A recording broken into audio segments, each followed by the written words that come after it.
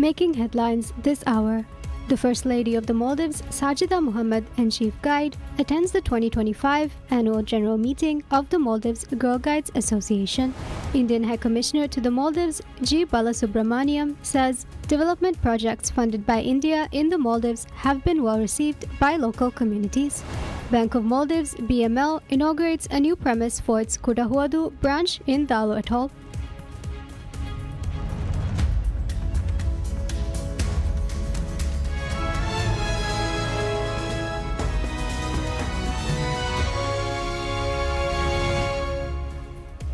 Bismillahirrahmanirrahim. Assalamu alaikum and welcome to PSM News in English with me, Abdullah Ahil. And now the news in detail. The First Lady of the Maldives, Sajida Mohammed, and Chief Guide attends the 2025 Annual General Meeting of the Maldives Girl Guides Association. The ceremony was held at Mukai Hotel, during which the First Lady and Numat Shafiq, the Asia Pacific Regional Committee Chair of the World Association of Girl Guides and Girl Scouts, WAGS, was given a guard of honor. During the ceremony, the meeting minutes of the 2024 annual ceremony were approved, with the 2025 annual report and financial statements presented. Furthermore, Numat, chair of the Asia Pacific Regional Committee of the World Association of Girl Guides and Girl Scouts, was awarded a token of appreciation. Speaking at the ceremony, Numat Shafiq stated that girl guides and leaders are always ready to help the society. She emphasized the importance of establishing girl guide activities in every school in the Maldives, adding that the goal is to make this achievable in the future. The Girl Guides Association highlighted the activities carried out and achievements received in 2025 as part of the ceremony. The financial reports from last year show that the revenue was mainly generated through selling uniforms for different branches as well as via other fees. The association has received $32,347.44 through government assistance, $11,450.99 through private investors, and $323.47 from other sources. Majority of the expenditures were for activities held within the Maldives and abroad. In this regard, 8 activities were held for a fee, generating $122,914.64. Established in 1948, the Maldives Girl Guides Association works to empower women and girls, spanning over 14,000 children from 88 schools nationwide, taking part in such activities. For decades, the Maldives has been defined in the global imagination by its pristine beaches, turquoise lagoons, and sunsets of rare beauty. Long regarded as a sanctuary for transient leisure, the island nation is now embarking on a transformation intended to alter that perception fundamentally. Following amendments to the Special Economic Zone (SEZ) Act, President Dr. Mohammad Muiz's administration has authorized the country's first sustainable township, awarding the contract to Crystal Holding Private Limited in December. The project, known as Ayla, is located in Nuno Atoll, spanning the lagoons of Digufaru, Dekunufaru, and Kuramadu. With land reclamation and shore protection completed and ground broken, the development marks a decisive departure from the Maldives' resort-centered model. Officials underscore that Ayla is not another enclave for short-term visitors, but a township conceived for sustainable long-term living. The nation's strategic focus has shifted. Rather than asking how many tourists will arrive, the Maldives is now considering how people can permanently inhabit its islands. For half a century, the Maldives' economic strategy has relied heavily on isolated island resorts. This $750 million undertaking signals a comprehensive reorientation. Designed as an interconnected community, Ayla is intended to support family life, higher education, and advanced healthcare. Advocates contend that amid mounting congestion in the capital Male and the migration of youth abroad in search of opportunity, such a development is both timely and necessary. Central to the project's philosophy is permanence. There are no room for guests, but homes for citizens. Conscious of the archipelago's environmental fragility, developers have pledged adherence to a rigorous sustainability framework, ensuring that at least 60% of the township energy requirements will be met through renewable sources. The infrastructure plan also incorporates modern waste management systems and agricultural protocols with 17 hectares of land dedicated to food security. Ayla also offers a rare opportunity to diversify beyond tourism, which remains the Maldives' largest source of national income. The township will host educational facilities capable of training 100 hospitality professionals simultaneously alongside luxury villas and marinas. Plans include advanced medical infrastructure such as a multiplex hyperbaric chambers and therapy centers. By partnering with international federations to provide athlete recovery and rehabilitation services and by attracting technology specialists, the initiative aims to generate employment sectors outside traditional tourism. In doing so, it seeks to create pathways for young Maldivians to pursue careers within their own borders. The government has set a target to complete the project by the end of 2028. Upon its conclusion, the vision is for these islands to evolve from a paradise where visitors check out to a permanent sanctuary where daily life endures. While the Maldives has long celebrated as a destination for the world, the current administration's ambition extends further to build a nation where people do not merely visit, but where they truly belong. Officials believe this marks a hopeful new chapter in the history of the island nation. Indian High Commissioner to the Maldives, G. Balasubramanian, says development projects funded by India in the Maldives have been well received by local communities.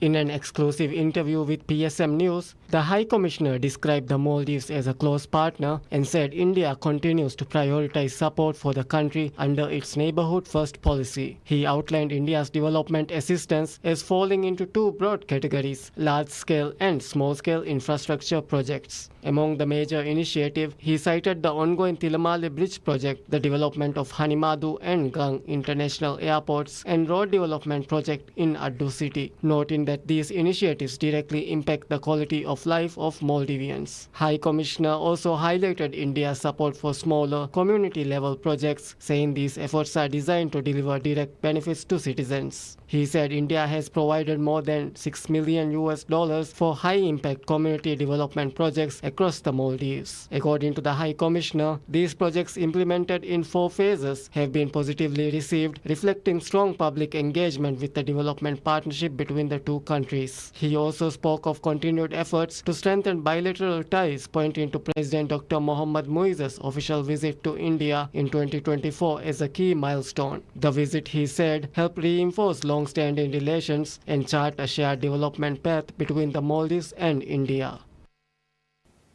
Bank of Maldives, or BML, inaugurates a new premise for its Kudahuvadu branch in Dal Atoll.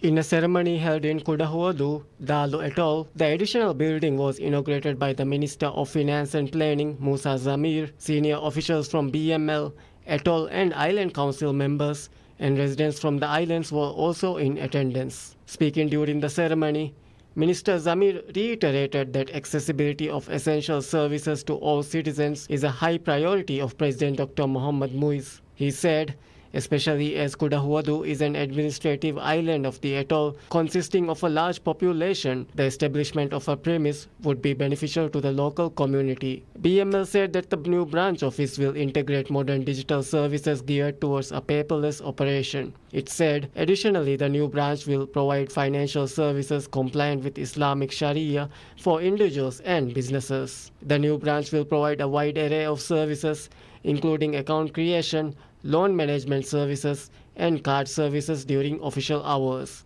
And it will also provide 24-hour cash deposit and withdrawal facilities similar to the branches in the rest of the atoll. To add to this, bill payments and transfer services will also be made available. The new branch adds to the nationwide network of BML offices and service providers. These include 48 branches in 20 atolls, self-service ATMs, and over 200 agents across the island nation. And with the continuous enhancement of its digital banking infrastructure, BML aims to provide a comprehensive and beneficial service nationwide. The first BML branch was opened in the nation's capital, Male City, in 1982. As a mandate of the National Bank, BML aims to enhance financial inclusivity in the Maldives.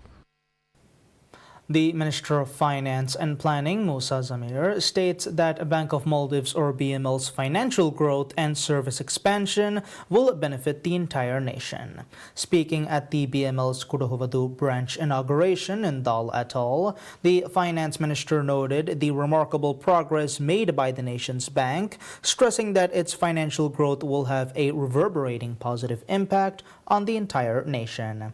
The minister stressed the importance of the growth of the business sector as vital for ensuring the progress of the nation's economy and linked BML's contribution in this regard.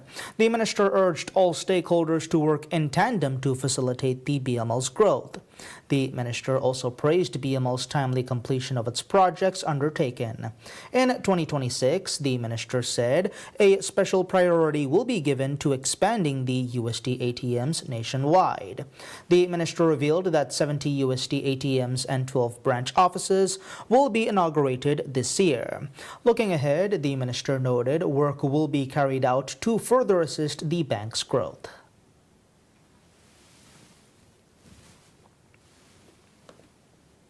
The Bank of Maldives, or BML, opens registrations for the limited release of its first digital wallet, Swipe. Unveiled in October, Swipe enables fast, secure transactions both in the Maldives and abroad, offering contactless QR payments, multi-currency transfers, and instant fund deposits via global debit or credit cards. This marks the first opportunity for BML's customer base to experience this landmark product. BML has stated that the opportunity to experience the limited release of the digital wallet will be given to the first 5,000 customers that register for it on swipe.mv. Once registered, customers will be able to use Swipe features. Swipe is formulated in line with Maldives' regulatory frameworks and international standards. Any debit, credit, or prepaid card issued by any bank in the world can be used to top up the Swipe wallet, and withdrawing funds to BML accounts is simple and quick. The digital wallet offers a major leap into digital financial services for Maldives. Other perks include assisting in sending Maldivian products abroad and will help enhance Maldives' primary economic engine, the tourism sector. The wallet is developed in par with other international wallets. The digital wallet will consolidate Maldives' position in the fast-growing global digital financial landscape and showcase a homegrown Maldivian product to the rest of the world. Swipe, built with robust security and fully compliant with local as well as international regulations and payment standards, is a local alternative to other external wallets and will support the need of freelancers and online sellers to receive money from clients or customers in different countries. For tourists, Swipe will be a convenient wallet for payments in the Maldives. BML has previously stated that Swipe will officially launch this year. State Trading Organization, or STO, reveals that it earned an income of over $1 billion in 2025. The state-owned enterprise published its financial for the fourth quarter of 2025, reflecting an income of over $1 billion in contrast to the $996 million received in 2024. The financial report also revealed that STO earned $265,244,908 in revenue for the fourth quarter, an 8% increase from the previous quarter. The main reason for this growth was that business was good in all areas of the company. Proceeds from the sale of oil have risen 4%, with other categories rising by 19% as per the report. The surge in revenue has resulted in a greater gross profit of $43,409,593.48, an 11% increase compared to the previous quarter. The operating profit for the fourth quarter stood at $20,831,429.36, also an 11% increase from the prior quarter. As financing costs decrease, this results in a net profit of $17,855,510.88, a 20% rise compared to the third quarter, when the net profit stood at $15,785,306.7. The company recorded a total revenue of over $1 billion for the year 2025 due to favorable business conditions. The profit before tax stood at $58,871,400 $430.80 for 2025, and profit after tax was $49,296,736.56, a 3% increase compared to the end of 2024. SDO is involved in a broad variety of trading activities in the Maldives, including oil, medicines, construction equipment, as well as various different kinds of foods and beverages. Sunday marks the final day of applications for the upcoming local council elections and Women's Development Committee or WDC elections.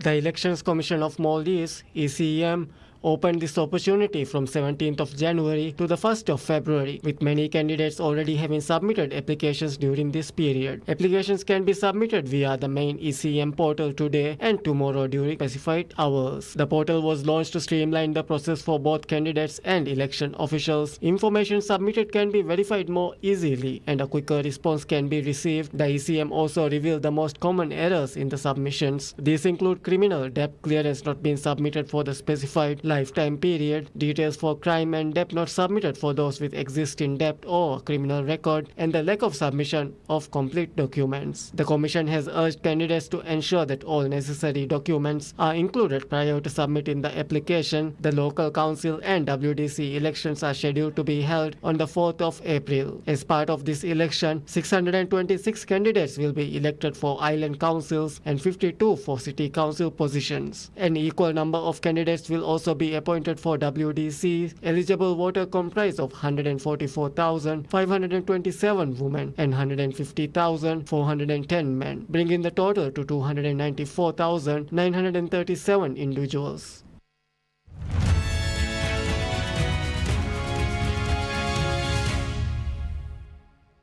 Taking a look at the current state of business in the United States, Bitcoin slumps to a 2-month low as speculation the next chair of the U.S. Federal Reserve might tighten up on cash in the financial system, hit cryptocurrencies, and lifted the dollar.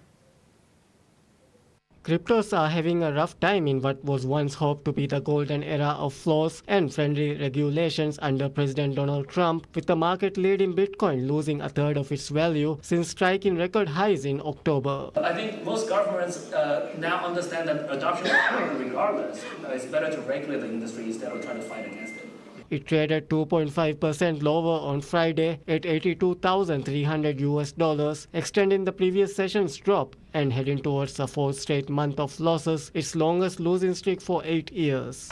If crypto is going to define the future, I want to be mined, minted, and made in the USA. It's going to be. It's not going to be made anywhere else. And if Bitcoin is going to the moon, as we say, it's going to the moon, I want America to be the nation that leads the way, and that's what's going to happen. Selling gathered pace on intensifying speculation that former Federal Reserve Governor Kevin Walsh was about to be anointed as Trump's pick to replace Fed Chair Jerome Powell. Walsh had called for regime change at the central bank and warned, among other things, a smaller Fed balance sheet. Bitcoin and other cryptocurrencies have been regarded as beneficiaries of a larger balance sheet, having tended to rally while the Fed greased money markets with liquidity, a support for speculative assets.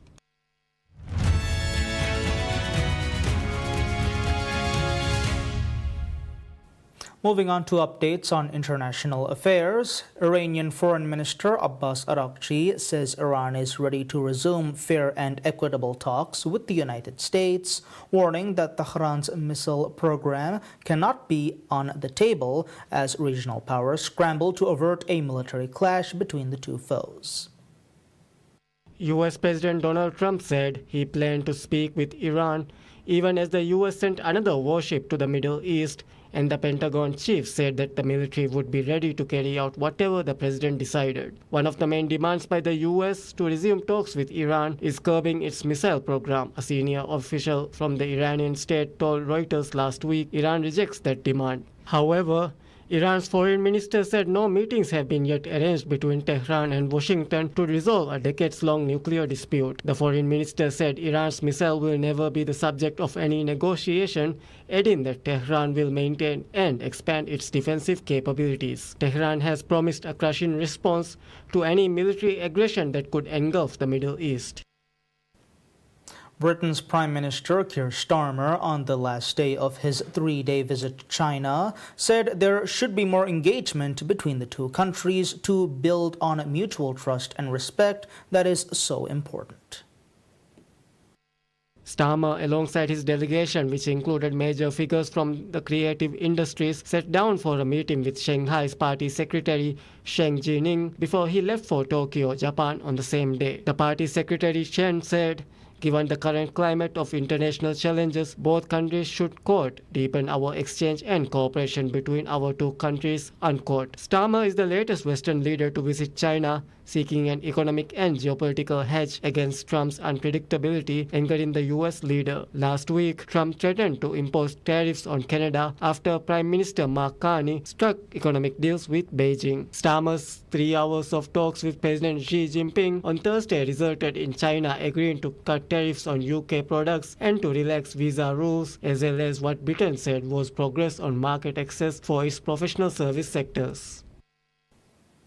Cuban President Miguel Diaz-Canel condemns the new U.S. executive order aimed at blocking fuel supplies to Cuba, calling it a criminal act and vowing to denounce the measure internationally.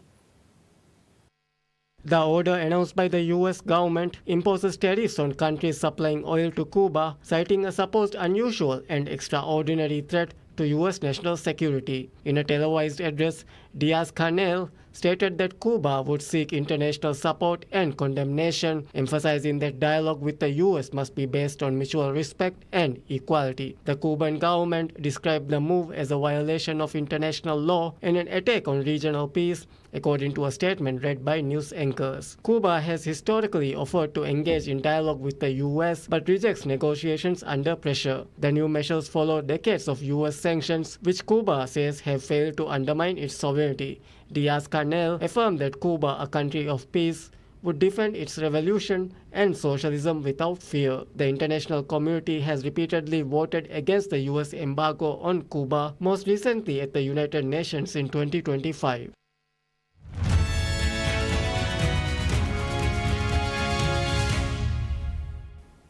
We now take a look at world sports.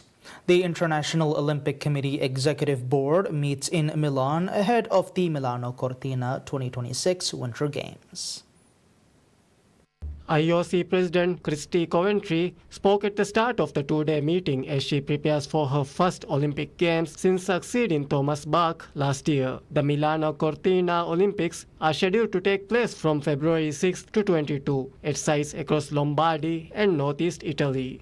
We're very excited to finally be here in Milano Cortina. The last time we were all here in this room was in September last year.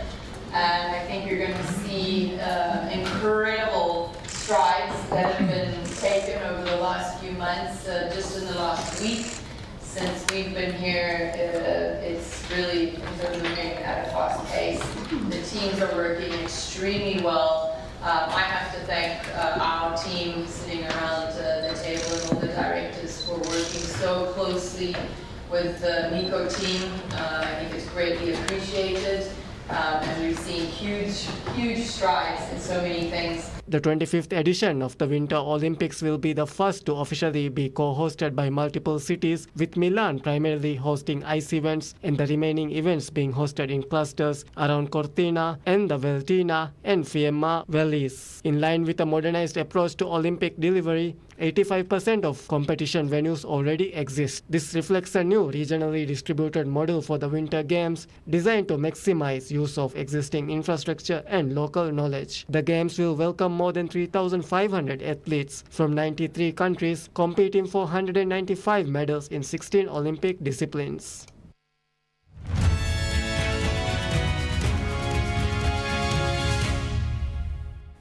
Concluding with insights into the lives of Ukrainian war vets, on a winter afternoon in Zaporizhia, the sharp clack of crutches mixes with shouts of encouragement as a group of amputee veterans chased a soccer ball across the pitch. They lost limbs on the front line, Now they meet 3 times a week to train with the team formed in 2025, finding camaraderie and purpose. Among them is a 31-year-old Maxim Yoroshenko, who joined the Ukrainian army in March 2022 and lost his leg the following year during a counter-offensive near Robotyne, where he had been serving as a demining specialist. When asked about his dream, he answered simply, quote, "So that the war ends and the children grow up without these explosions with normal electricity 24/7, unquote. The veterans echo one another when asked what they hope for an end to the war. Team coordinator Anton Yushchuk, 32-year-old, watches the veterans trade jokes and shake hands after practice. 13 of the 15 players are veterans, and the transformation he sees keeps him motivated. The war in Ukraine is nearly reaching its 4th year, and recent US-led talks in Abu Dhabi have injected some new momentum into efforts to clinching a peace deal, but profound differences persist between the Russian and Ukrainian negotiating stances. And that's all the news we have for today. We'll be back with any further updates. Until then, I'm Abdullah Ahil from PSM News.